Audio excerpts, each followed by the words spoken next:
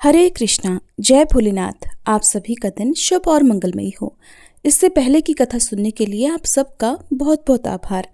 आज सुनिए फाल्गुन मास महात्म्य में आगे का वृत्तांत, जिसमें श्री महादेव जी भगवान कार्तिकेय जी अर्थात स्कंद भगवान से कहते हैं कि हे स्कंद, जो महापातकी और अतिपातकी हैं अर्थात जो महापाप और उससे भी ज्यादा पाप करने वाले हैं, वे भी अग्नि तीर्थ में स्नान करने मात्र से ही पवित्र हो जाते हैं। जैसे अत्यंत मलिन सोना आग में तपाने से शुद्ध हो जाता है, उसी प्रकार देहधारी मनुष्य अग्नि तीर्थ में आकर पाप मुक्त हो जाता है। जो 5 प्रकार के महापाप करने वाले हैं, वे भी इस तीर्थ में स्नान करके प्राणायाम और जप करने से शुद्ध हो जाते हैं, ऐसा मेरा मानना है। और यहाँ पर जो 5 शिलाएं हैं, उनमें सदा भगवान विष्णु की स्थिति है। वहीं पर सभी पापों का नाश करने वाला अग्नि तीर्थ भी है। स्कंद जी ने पूछा, पिताजी, वह कैसी 5 शिलाएं हैं और किसने उनका निर्माण किया है? ये सब बातें भी पूरी तरह विस्तार पूर्वक बताने की कृपा करें। तब भगवान शिव कहने लगे कि बेटा, वहां पर नारदी, नारसिंही, वाराही, गारुणी और मार्कंडेयी, ये 5 शिलाएं विख्यात हैं, जो सभी मनोरथों की सिद्धि करने वाली हैं। एक समय देवर्षि नारद ने एक शिला पर बैठकर वायु का सेवन करते रहते हुए महाविष्णु जी का दर्शन करने के लिए कठिन तपस्या की। वे 60,000 वर्षों तक वृक्ष की तरह स्थिर भाव से उसी शिला पर विराजमान रहे। इसके बाद भगवान विष्णु एक ब्राह्मण का रूप धारण करके कृपा पूर्वक उनके सामने गए और उन मुनिश्रेष्ठ नारद जी से इस प्रकार कहने लगे कि मुने, बताओ तुम क्या चाहते हो? तब नारद जी ने कहा, आप कौन हैं और इस निर्जन वन में आपके दर्शन से मेरे मन में बड़ी प्रसन्नता हो रही है। नारद जी के ऐसा कहने पर भगवान विष्णु ने कृपा करके उन्हें अपने दिव्य स्वरूप का दर्शन कराया। उनके हाथों में शंख, चक्र, गदा आदि आयुध शोभा पा रहे थे। वे पीतांबर से सुशोभित और कमलों की माला से विभूषित थे। लक्ष्मी जी का निर्मल निवास बहुत भगवान का वक्ष श्री वत्स चिन्ह तथा कौस्तुभ मणि की प्रभा से प्रकाशमान था। सुनंद आदि पार्षद भगवान जनार्दन की स्तुति कर रहे थे। उन्हें देखते ही नारद जी के शरीर में नए प्राण से आ गए और वे सहसा खड़े हो गए। हाथ जोड़कर बारंबार नमस्कार करते हुए जगदीश्वरों के भी ईश्वर श्री विष्णु जी की स्तुति करने लगे कि जो सबके साक्षी और संपूर्ण जगत के अधीश्वर हैं, जिन्होंने भक्तों की इच्छा से दिव्य देह धारण किया है और जो शरणागतों के लिए दया के महासागर हैं, वे पावन दिव्य मूर्तिधारी भगवान श्री हरि मुझ पर प्रसन्न हों, जो संपूर्ण जगत के हित के लिए और साधु पुरुषों के मन को संतुष्ट कर और उनका कल्याण करने के लिए शीघ्र ही अपनी उत्तम कलाओं द्वारा दिव्य देह धारण कर प्रसन्नता पूर्वक दिव्य लीला और हास्यपूर्ण दृष्टि प्रकट करते हैं। सत्व गुण का समुदाय ही जिनका स्वरूप है, वे भगवान विष्णु मुझ पर प्रसन्न हो। प्रभु, आप वासुदेव, संकर्षण, प्रद्युम्न तथा अनिरुद्ध स्वरूप विष्णु जी को मेरा बारंबार नमस्कार है। हे जनार्दन, आज तो आपके दर्शन से मेरा जीवन धन्य हो गया, मेरी तपस्या फलवती हुई और मेरा ज्ञान भी सफल हो गया। देवर्षि नारद के द्वारा की गई इस स्तुति को सुनकर श्री भगवान कहने लगे, नारद, तुम्हारी इस तपस्या और स्तुति से मैं प्रसन्न हूँ। तीनों लोकों में तुमसे बढ़कर दूसरा मेरा कोई भक्त नहीं है। तुम्हारा कल्याण हो, अब तुम कोई वर मांगो। तब नारद जी कहने लगे, देव, अगर आप मुझे वरदान देते हैं तो एक तो अपने चरण कमलों में अविचल भक्ति मुझे दीजिए। मेरी शिला के समीप रहना आप कभी मत छोड़िएगा, ये मुझे दूसरा वर दीजिए। और मेरे इस तीर्थ के दर्शन, स्पर्श, स्नान और आचमन करने वाला मनुष्य पुनः संसार में शरीर ना धारण करे, ये मेरा तीसरा वर है। सुनकर श्री भगवान बोले, तथास्तु। मैं तुम्हारे स्नेहवश समस्त चराचर जीवों को मुक्ति देने के लिए तुम्हारे तीर्थ में अवश्य ही निवास करूंगा। ऐसा कहकर भगवान विष्णु वहीं अंतर्ध्यान हो गए। इसके बाद नारद जी भी कुछ दिनों तक बद्री क्षेत्र में निवास करके मथुरापुरी को प्रस्थान कर गए। स्कंद जी ने कहा, प्रभु, आप मुझे मार्कंडेय शिला की महिमा भी बताइए। तब भगवान शिव कहने लगे कि पहले त्रेता युग के अंत में मार्कंडेय जी तीर्थ यात्रा का परिश्रम उठाते हुए मथुरा नगरी में आए। वहां उन्हें नारद जी का दर्शन हुआ। मार्कंडेय जी ने नारद जी का पूजन और फिर उन्हें प्रणाम किया। तब उन्होंने जहां साक्षात नारायण विद्यमान है, उस बद्री क्षेत्र का महात्म्य इस प्रकार बताया कि साधो, बद्री तीर्थ महाक्षेत्र है। वहां भगवान विष्णु का नित्य निवास है। तुम वहीं जाओ, वहां तुम्हें साक्षात श्री हरि का दर्शन होगा। यह सुनकर मार्कंडेय जी को बड़ा आश्चर्य हुआ। वे बद्रिकाश्रम में आए और वहां स्नान करके शिला पर बैठकर परम उत्तम अष्टाक्षर अर्थात ओम नमो नारायणाय इस मंत्र का जप करने लगे। 3 रात तक जप करने के बाद आखिरकार भगवान जनार्दन उन पर प्रसन्न हो गए और उन्हें शंख, चक्र, गदा, पद्म और वनमाला आदि से विभूषित अपने दिव्य स्वरूप का दर्शन कराया। उन्हें देखकर मार्कंडेय जी अत्यंत तेजी से उठे और प्रणाम करके बड़ी प्रेम भरी गदगद वाणी में उनकी स्तुति करने लगे कि हे प्रभु, हे श्रीहरि, इस अशाश्वत अर्थात क्षण भंगुर संसार में आपके युगल चरणारविंद ही सार हैं। संसारी मनुष्यों का उद्धार कैसे हो?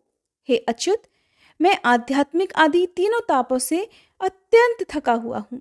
अनेक प्रकार के बढ़े हुए ज्ञान से ढका हुआ संसार रूपी कोहरे में भटक रहा हूँ। कृपया मेरा उद्धार कीजिए।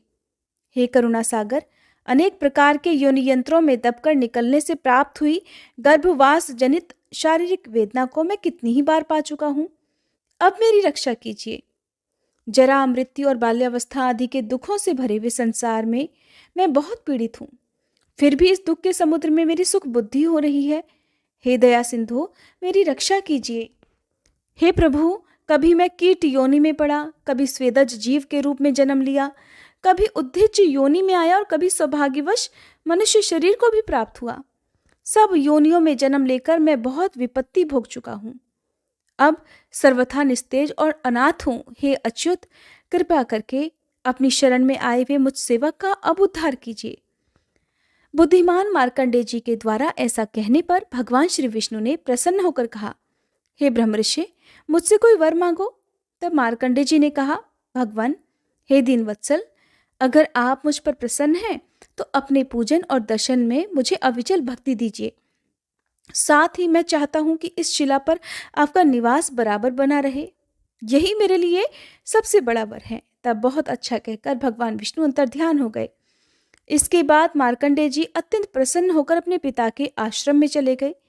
जो मनुष्य इस प्रसंग को सुनता अथवा सुनाता है, उसे भी भगवान गोविंद की प्राप्ति होती है।